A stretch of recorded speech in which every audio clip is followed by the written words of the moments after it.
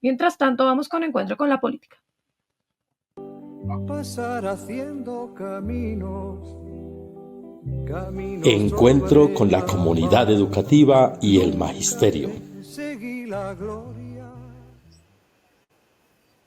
Bueno, muy buenos días, Miguel Ángel Pardo. Hoy encuentro con la comunidad educativa y el magisterio. 6 trascendientes tareas en las que se concentrará el magisterio en los próximos 2 meses. Muy buenos días, Miguel, integrante del Comité Hola, Ejecutivo de Karen. FECODE, Comisión de Política Educativa y secretario de prensa. Opa, bueno, Karencilla, un saludo vital, fraternal y pedagógico a ti. ¿Se escucha? Sí, señor. Hemos tenido algunos temas de conectividad. Bueno, a ti, a todo el magisterio, a la comunidad educativa y por supuesto a nuestra intérprete de señas que también parece que tiene problemas de conectividad que se reintegrará en un ratico. Bueno, en efecto, mi apreciada Karencilla. Bueno, ¿cómo está el Renova Baby? Renova Baby está grande, gordo, bello, ya camina, trepa, pelea.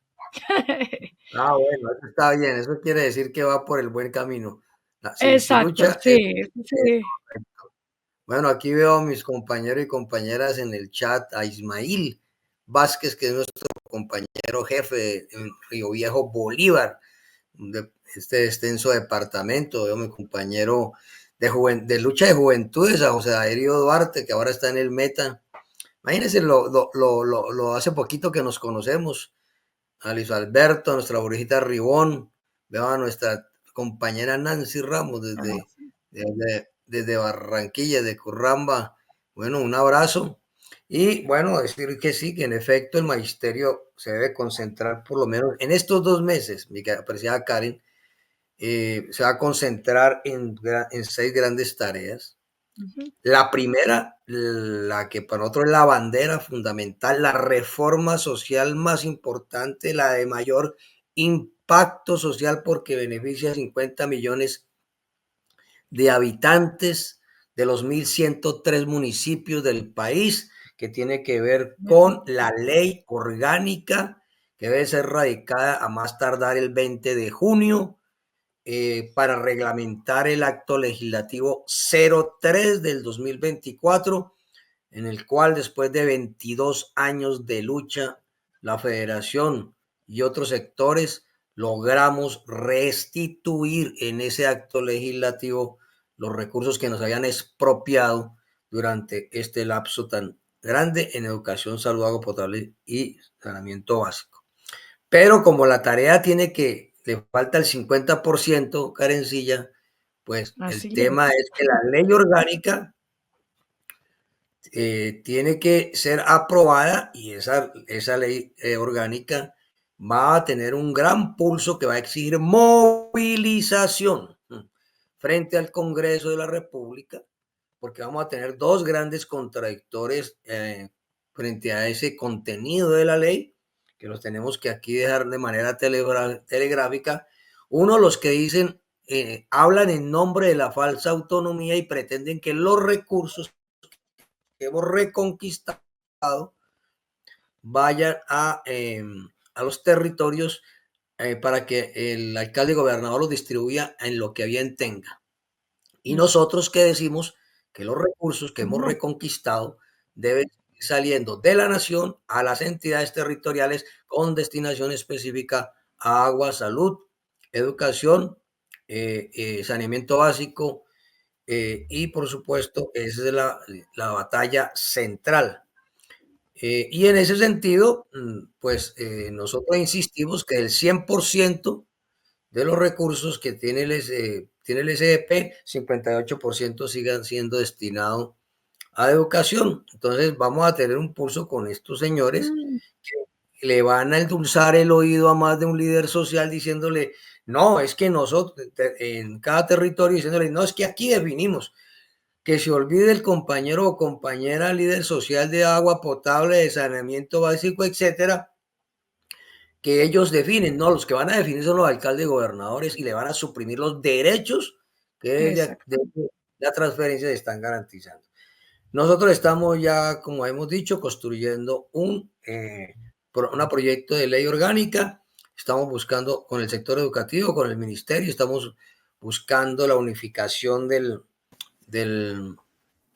en este momento estamos buscando la unificación con el gobierno Miguel, para que de manera iniciativa parlamentaria, iniciativa gubernamental, podamos batallar frente al Parlamento y especialmente frente a estos sectores este proyecto. Veo que el director trae alguna buena noticia, entonces Sí, me dejo señor. no, Miguel y Karen, muy buenos días. Sí, efectivamente estaba Buenos días. esperando a nuestra Tenemos concejala eco. Donca y ya Muy pudo bien. conectarse, entonces vamos a invitarla a que se integre para que hable con Miguel y hablemos sobre la situación que presenta para el próximo 24 de abril con el paro que está pasando en Bogotá y cuáles son las motivaciones para esta movilización. Donca, muy buenos días, bienvenida a Encuentros Pedagógicos. Hola, muy buenos días, ¿me escuchan bien? Casi no me logro Sí, conectar. señora. Bueno, Estamos en todas partes igual. un saludo grande a todos ustedes y a todos los profes y las profes del distrito, ¿cómo van? Muy bien, Muy bien, muy muchísimas bien. gracias. Bueno, Donca, hoy el encuentro es una llamada a la ciudadanía contra el mal manejo de la capital de parte del alcalde Carlos Fernando Galán. Pues quienes no te conocen, Donca Atanasova, ella es concejal de Bogotá. Bienvenida a Encuentros Pedagógicos. Muchas gracias aquí desde el Consejo de Bogotá, que hoy tenemos sesión. Aquí Claro. estamos conectadas con ustedes. Un abrazo a todos y a todas. Bueno, Karen, pues yo creo que lo primero que hay que resaltar es la labor de Donca dentro de la bancada y por supuesto ha sido una voz permanente, constante en defensa de los derechos, juvenil y muy femenina, por supuesto, en la lucha también desde la perspectiva de género. Donca, pues la federación, perdón, la FECODE, pues apoya por supuesto el paro distrital y pues desde el Consejo de Bogotá, desde nuestra bancada alternativa, progresista, ¿cómo ven ustedes la convocatoria a un paro de varios sectores en Bogotá el próximo 24? ¿Y cuáles son los principales debates que les hemos desarrollado a la administración en este momento, Galán, por su carácter regresivo propuesto? Bueno, pues nosotras en primer lugar, digamos, muchas gracias por este reconocimiento de la bancada también. Hemos buscado hacer un trabajo realmente juicioso y unificado como bancada en términos de señalar las dificultades que esta administración tiene en cuanto a modelo de ciudad. Yo creo que lo primero aquí es que con Galán no tenemos necesariamente unos desacuerdos coyunturales, ¿no? O sea, yo siento que hay un tema que es de modelo de ciudad y es que pues tenemos desencuentros en la gran mayoría de las decisiones que se han ido tomando en torno a la ciudad, en las decisiones que tienen que ver como lo que ocurrió ayer con el agua, con el cuidado de ecosistemas, con las discusiones energéticas, en las decisiones que tienen que ver con todo el modelo de derechos, salud, educación, vivienda, en las decisiones que tienen que ver con el ordenamiento territorial, las actuaciones estratégicas y para quién y de qué manera se hace el desarrollo y el crecimiento urbano, en las discusiones sobre, digamos, temas estratégicos de desarrollo económico de la ciudad, donde, por ejemplo, Galán en el plan de desarrollo de Bogotá casi que prohibió que se mencionara la palabra economía popular y de ahí en adelante pues se entra a ignorar casi que el 80% de la economía de la ciudad que transita por esos canales. Digamos que hay una visión de ciudad muy distinta en la que no estamos de acuerdo. Parte de lo que nosotros siempre le hemos reconocido, pues es que de todas maneras él ganó las elecciones y que en ese sentido, pues seguramente la gente ha apoyado una idea y unas discusiones allí, pero que el hecho de que gane las elecciones primero no quita que él igual tiene que seguir gobernando para todos los bogotanos y bogotanas y no puede ignorar, ay, yo tengo una gata igualito, no puede ignorar, digamos, lo que la gente piensa y quiere. Y dos, pues yo creo que Galán también un poco ha ido, ¿cómo decirlo? Como defraudando a la gente que también lo apoyó, porque por ejemplo su bandera grande fue Bogotá camina segura y pues creo que todos y todas podemos decir que Bogotá no camina segura de ninguna manera. Esa es otra cosa. O sea, Galán no tiene estrategias. Nosotros hemos planteado aquí en varios debates es que a Galán le tocó por el momento en el que llegó ¿cierto? Un momento vital de la ciudad en el cual hay que tomar una serie de decisiones muy importantes. Las decisiones frente al agua, ¿cierto? Lo que nos ocurrió ayer. No es una decisión que tú puedas posponer y no es una decisión que pueda ser solamente de acupuntura chiquita. O sea, tú necesitas una decisión, es una estrategia que va a hacer Bogotá de aquí en adelante con el agua. Por tiempos le tocó a él, pero pues estas son las decisiones en las que uno se enfrenta cuando uno es alcalde. Tienes que tomar decisiones y él ha ido ignorando. Fíjense, un año de racionamiento, siempre se dijo, el racionamiento es un mal necesario, digamos, porque tocaba, había una emergencia real, estamos en una situación de crisis real. Durante un año no se tomaron otras medidas integrales, no se aprovechó el año para construir un modelo complejo, integral, de ahorro, reuso del agua, reutilización de aguas, digamos, de distinto tipo, expansión de la capacidad de suministro de la ciudad, temas de cuidado de ecosistemas y de naturalización de las cuencas, temas de modernización de la infraestructura. Después de un año, ni siquiera las infraestructuras públicas en Bogotá tienen un esquema de ahorro y recolección de aguas lluvias. O sea, digo, ni las precisamente, cosas ni el plan grande. Y así mismo es en todos los temas. En seguridad, donde hay una crisis estructural con las estructuras criminales organizadas en la ciudad y las economías ilegales, el tema de Doña Juana, el tema del ordenamiento regional territorial, o sea, no quiere tomar las decisiones versus de ciudad y esto es pues muy lamentable entre muchas de las cosas que están pasando. Bueno, de los temas, perdóname, Karen, que ha planteado Donca, me parece muy importante, obviamente el tema de que se evidencia un concepto completamente desfigurado de restauración ambiental. Y en este sentido, pues sí, está el tema de la discusión de si racionamiento o no racionamiento, pero como dice Donca, esto es un tema, esto es una puntadita, esto es un reflejo, esto es una medida completamente coyuntural. Pero frente, por ejemplo, a discusiones como el alargamiento de la avenida Boyacá, en la cual se comprometen la reserva, Van der Harmen precisamente en los puntos más de extremo a extremo, pues insiste en no escuchar a la comunidad y todos sabemos que, pues, que hay una conectividad entre las dos reservas con la de Torca y pues las discusiones, por ejemplo, a propósito de la inundación que hubo a finales del año pasado, la autopista, fue la de insistir en seguir construyendo, afectando las reservas y afectando pues el respiro que para ellos significa mantener esta parte del ecosistema que implican las reservas. Por esto me imagino que en su mayoría el Consejo y las Secretarías de Ambiente pues no han dado mayor paso adelante, sino como el cha-cha-cha, más bien para atrás. No sé sobre esto si pudiéramos precisar algo más, Donca. Sí, otra discusión que hemos generado con Galán también tiene que ver con elementos de lo que tú señalas, de la ampliación de ciertas avenidas, la autopista, la Boyacá, pero en general también del concepto de grandes obras que tiene esta administración. Y ahí sí hay que decir lo que en general ha tenido la ciudad, porque es un concepto de grandes obras en primer lugar y lo primero son las obras, si hay que pasar por encima de un humedal, si hay que tumbar un barrio,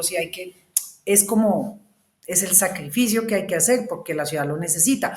Pero resulta que en este momento pues tenemos una situación distinta en términos de la relación con la naturaleza, en términos de la relación con la vida, con el agua, que requiere otros criterios para las decisiones de las grandes obras, ¿cierto? Pero esto ha sido completamente ignorado. Ejemplo de ello lo que tú has dicho de la Boyacá, ejemplo de ello la ampliación de la autopista, que después de más de 60 años en el cual esta obra partió un enorme humedal que teníamos en esta zona norte de la ciudad, que era el conector principal, ¿cierto?, entre los cerros y el río Bogotá en la parte norte, y que ya en sí ha generado una serie de efectos como las inundaciones permanentes que vemos, insisten en que hay que seguir ahondando en ese mismo modelo, o que mientras tenemos una crisis del agua brutal, esta administración prefiere construir un complejo de espectáculos, digamos, en el humedal que queda en Salitre, que no es reconocido formalmente, pero sí es un cuerpo de agua importante para el equilibrio de la ciudad. Entonces, Yo lo que digo es, siguen tomando las decisiones como si, no sé, estuviéramos a comienzos del siglo XX y entonces no hubiese todavía una conciencia frente a la relación con la naturaleza, la escasez de las cuestiones, el agotamiento de los ecosistemas, etcétera, etcétera. Pero también porque las grandes obras que esta administración sigue impulsando, y el mejor ejemplo de esto es lo que está pasando lamentablemente con el metro, es que Allá la iba. obra va por encima de cualquier cosa, ¿cierto? Entonces, por ejemplo, con la obra del metro de Bogotá, se han quebrado todos los negocios alrededor. Ustedes vieron lo que ocurrió, no sé si han pasado por el interconector este que hay ahora en la 72, que todavía no se termina toda la obra del metro ahí, y han visto el escenario tan terrible y son todos los locales cerrados, rayados, abandonados, ¿cierto? ¿Por qué? Porque se quebraron todos los negocios y esto está pasando a lo largo de todo el recorrido de construcción del metro. Y pregúntele a cuánta gente se le ha dado algún tipo de compensación o reconocimiento de su situación de quiebra económica por responsabilidad de una obra que el distrito se había comprometido en terminar en un plazo específico y no terminó sino en el triple de plazo, ¿cierto? Cero. Entonces, comerciantes, pérdidas, o sea, economías de Bogotá van a la olla. Este metro va más o menos en el 50% de ejecución de las obras, pero fíjense, en el 28% de pagos de las empresas que están trabajando con el metro, lo cual nos señala otra cosa de muchas denuncias que hemos recibido, y es que muchas de las empresas que son colombianas, a las cuales el consorcio del metro subcontrata, no les pagan. Y aquí tenemos obreros que no han recibido sueldos por 4 meses, empresas colombianas medianas y grandes que se han quebrado, otras que están en un proceso de demandas con el distrito que luego nos va a tocar pagar a nosotros, a pesar de que la plata la tiene en consorcio. Lo tercero, las compensaciones de las casas de la gente. Muchos predios afectados por el paso de las grandes obras, más de 70 predios en el caso de la 68, por ejemplo, y todos los predios afectados por el metro. Nadie le responde a la gente. En la 68 le dijeron a la gente que los 70 predios que habían presentado fallas estructurales, justo todas al tiempo se pusieron de acuerdo para que las fallas estructurales sucedieran en el momento en que se estaba haciendo la obra, pero que eso no tenía nada que ver con la obra. Entonces es una idea de dejar a la gente en la mala con tal de que la obra ocurra, y eso es muy grave en general. No hay una visión humanística, digamos, detrás de decir que la ciudad crezca y que esto sea un beneficio para todos y para todas. Donca, esto hay que agregarle el tema pues del transporte masivo a través de Transmilenio, que además pues de desabrupto del señor alcalde de estar señalando que el gobierno nacional le tenía que girar recursos a una empresa privada, pues tiene que ver con que desde finales del año, principios de este año, pues han trabajado en una transformación de la denominada tarjeta de Transmilenio, la que utilizamos los usuarios de Transmilenio, en la cual la propuesta prácticamente era la de apropiarse aún más de los saldos de la gente si no se utilizaba la tarjeta en determinados momentos. Y esto pues que genera pues una indignación, porque además del costo que ya es más alto que el metro de varias ciudades, de manera proporcional, lo cierto es que este modelo de Transmipaz era un modelo, por lo menos el que estaban diseñando desde el principio, en la cual pues buscaba era limitar el número de viajes y entonces y utilizar el saldo que en determinado momento no usaran los pasajeros. El solo anuncio y el solo plantearlo, pues a principio de año nos genera indignación a todos y todas, porque caro el servicio y más encima el anuncio de que se apropien, pues al final esto terminó en esta nueva versión, pero queremos ver el debate, cómo se desarrolla el Consejo sobre el particular. Pues mira, en el Consejo hemos dado múltiples debates sobre la operación del sistema de transporte público de Bogotá. Desde el debate más estructural, ¿cierto? Que implica qué y cómo se comprende el servicio público del transporte, que para nosotros es un servicio esencial, que no debería tener expectativas de lucro, no debería tratarse de esa manera, ¿cierto? Desde ese factor que implica discutir el tema de cómo se han hecho las concesiones, cómo se han hecho los contratos con los operadores privados y digamos en general con todos los actores que están de carácter privado en el sistema, lo injusto que esto es con lo público, pasando por la deuda que nos ha generado este manejo terrible con los operadores privados, porque hoy tenemos el FED, que es el Fondo de Estabilización Tarifaria del distrito, que ya va en 3 billones de pesos de deuda, o sea, es un déficit, es un hoyo negro que el distrito no, esa es otra de las decisiones que Galán no toma y va a hacerse el bobo con la decisión, ¿cierto? Para no afectar su imagen, pero el punto es allí tenemos un hoyo negro que sigue y sigue creciendo porque la manera en la que funcionan los contratos entre los operadores privados y el distrito para manejar el sistema de transporte público en Bogotá es un sistema que está pensado en que los privados saquen un lucro enorme de la operación del sistema y el distrito, lo público, quede con toda la carga del mantenimiento, del sostenimiento de las vías, de la compra de los buses, de todo, ¿cierto? Y eso nos genera una deuda terrible a la ciudad que de manera permanente va creciendo y se va alimentando. Han intentado decir que la razón de esta deuda son las evasiones del pasaje, pero esa no es la razón de fondo, digamos, eso va sumando, pero no es la razón de fondo.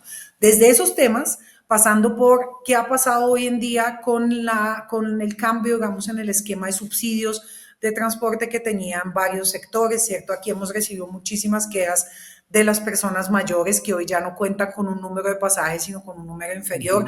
Lo más dramático me parece a mí lo que le están haciendo a las familias cuidadoras de personas en condición de discapacidad, ¿cierto? Que han reducido totalmente, digamos, los números de los pasajes. En el caso de algunas familias tienen 5, 4, 10 pasajes mensuales y esto pues reduce completamente la movilidad de esas personas que casi que dependen de estos pasajes subsidiados para poderse movilizar. Nosotros hemos hecho propuestas, le hemos dicho, esto se puede manejar de otra manera, hay que revalorar los contratos. También es importante que, por ejemplo, para enfrentar el tema de evasiones, se estudie realmente qué gente está generando este tipo de evasiones y de problemáticas para entender por qué la gente no está alcanzando a pagar el pasaje y generar una política de subsidios distinta. Le hemos propuesto el pasaje estudiantil, como en todos los países del mundo, ¿cierto? Los sistemas públicos partes, además.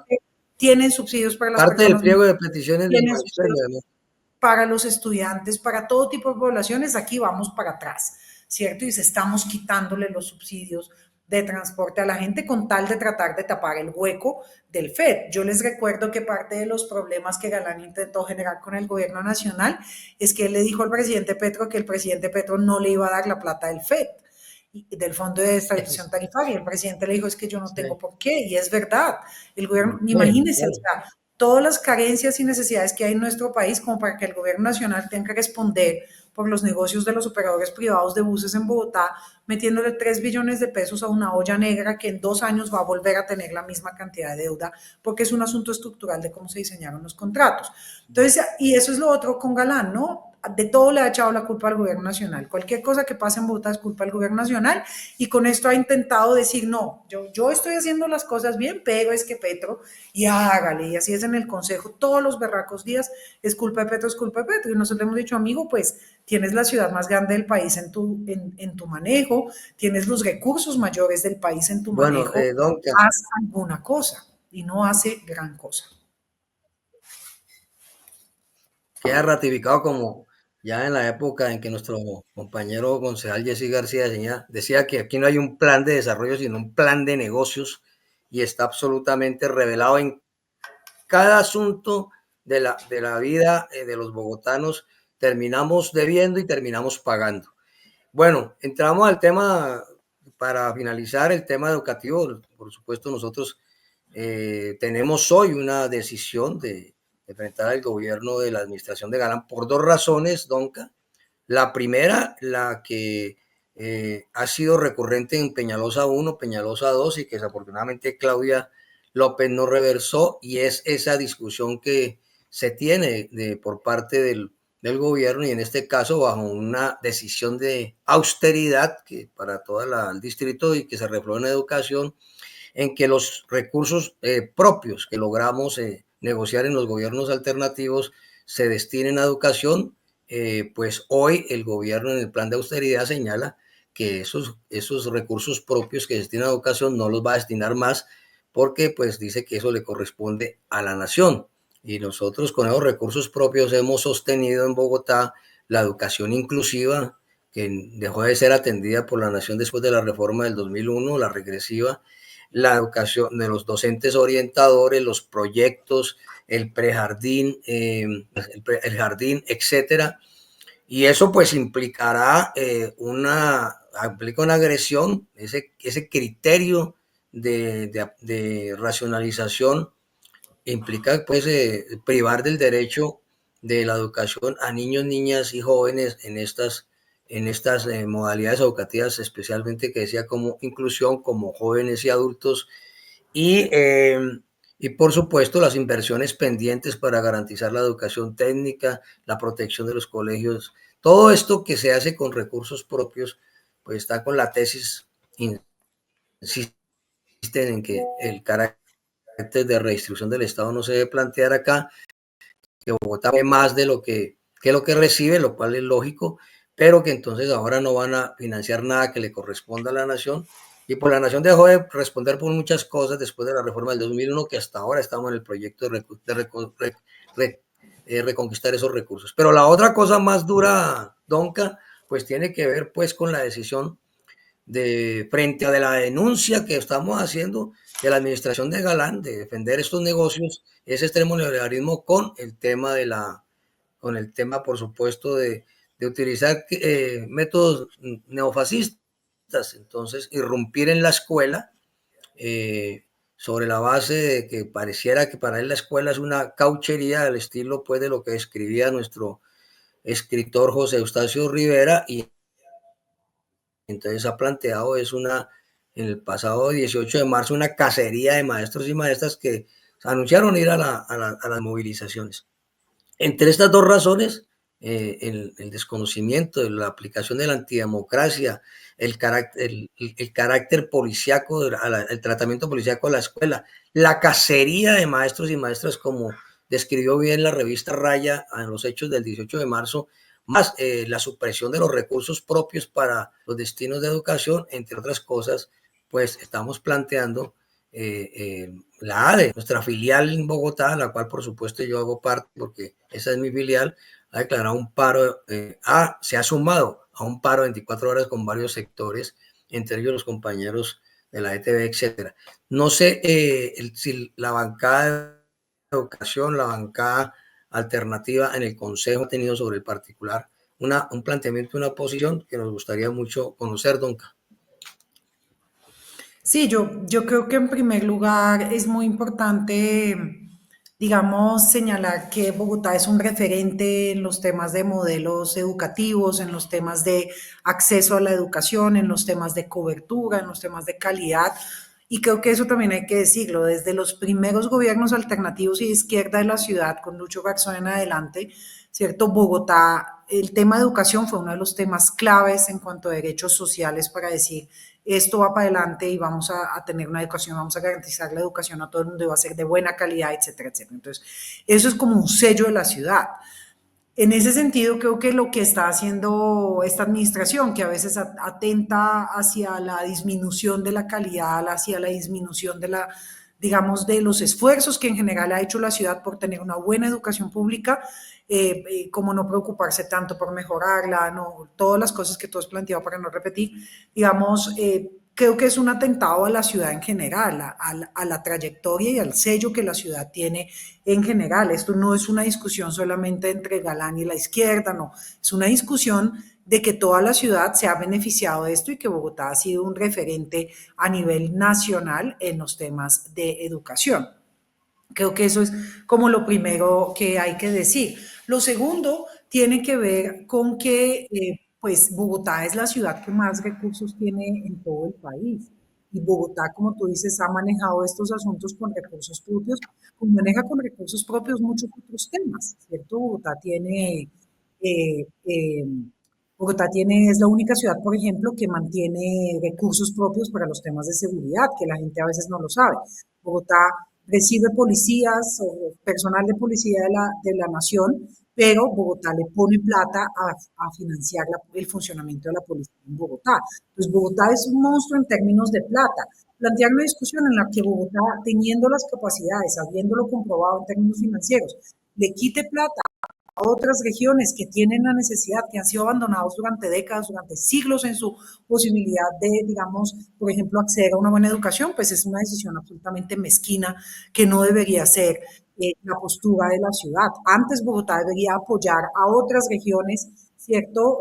Por ejemplo, para mejorar sus capacidades educativas, exportando temas de modelo pedagógico, compartiendo temas de capacitación docente, miles de cosas que la ciudad podría compartir con otras regiones. Y finalmente, lo tercero, y ya con esto cierro, es que yo pienso que en esto ha sido muy importante las propuestas que ha construido el FECODE, nosotros y la ADE, nosotros más que, digamos, desde el Consejo, lo que hemos hecho es recoger estas reivindicaciones y estos análisis, estos planteamientos que ustedes han ido elaborando y lo que hemos hecho es tratar de defenderlos, tratar de ponerlos sobre la mesa, tratar de, digamos, sacar adelante la presión política sobre estos aspectos en la ciudad. Yo creo que eso es lo central y en ese sentido, pues si hay un planteamiento en el cual los docentes y las docentes consideran que hay que generar hay que avanzar en términos de protesta, en términos de paro, en términos tal, pues claro que todo nuestro apoyo está ahí también puesto, asumiendo ese mandato que ustedes han construido desde la base de la vida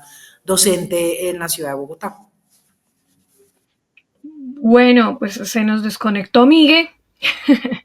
Ya las cuestiones de la conectividad en las regiones. Pasa. Muchísimas gracias, Donka Atanasova, por tu visión desde el Consejo de Bogotá. Estoy completamente de acuerdo en muchísimas de las cosas que has mencionado en relación con la forma y la gobernabilidad en estos 2 años que llevamos con Galán. Miguel, ¿algo para el cierre que tengas que decir? No, Ya que te simple volviste y a conectar, llanamente te nos decía, perdiste. simplemente el problema de las conectividades. Agradecer a Donca la tarea, la conversa y por supuesto nuestra más firme decisión de trabajar conjuntamente con la bancada en este lapso para, por supuesto, por defensa de la población de Bogotá. Yo creo que este es el punto central. Este no es un problema ni entre el movimiento sindical y el señor Galán, ni entre la izquierda, como lo ha dicho Donca. No, es un problema que está afectando a toda la población porque ha tomado una decisión Galán y es que su extremo neoliberalismo ahora lo está protegiendo, acudiendo a las acciones y a los procederes neofascistas. Esta es una peligrosa conjunción que está inspirada del señor Petro al norte y al señor Milei al sur y que sería un retroceso de décadas que Bogotá asumiera semejante fusión, ¿no?, tan peligrosa y que nos pone, por supuesto, en alerta para la movilización social en Bogotá, pero también en alerta para el 2026, porque recuerden que también se eligen representaciones de las capitales y los departamentos al Congreso de la República, en este caso por parte del Congreso de los representantes de Bogotá, y tendremos que escuchar las posiciones sobre los que conocemos Bogotá frente al tema de la situación de la ciudad, pero sobre todo de las salidas. Tan. Entonces, un abrazo, Donca, muchas gracias. Muchas gracias a ustedes, todo nuestro abrazo de mucha fuerza a los compañeros y compañeras docentes y bueno, ahí estamos para todo lo que se requiera en esta jornada del 24 y en general en estas luchas por la defensa de la educación. Muchas gracias y un abrazo a todas y a todas y que tengan feliz Semana Santa también. Igualmente, Donka, Bueno, un abrazo. Chao. Hasta luego, muchísimas gracias. A ustedes, chao. Bueno, Miguel, a ti también muchísimas gracias por acompañarnos en otra sesión de encuentros pedagógicos. Bueno, a todos y todas un merecido descanso. Nosotros vamos a estar esta semana atentos a la unificación del pliego de peticiones de FECODE y del sector educativo entre los 6 asuntos que vamos a desarrollar de las prioridades, pero por ahora resaltamos esta y por supuesto la invitación a todo el magisterio a la preparación el 24 de abril a las calles en la defensa de la educación, pero sobre todo de los derechos de la población en Bogotá. Tan. Muchísimas gracias, Miguel. Un abrazo.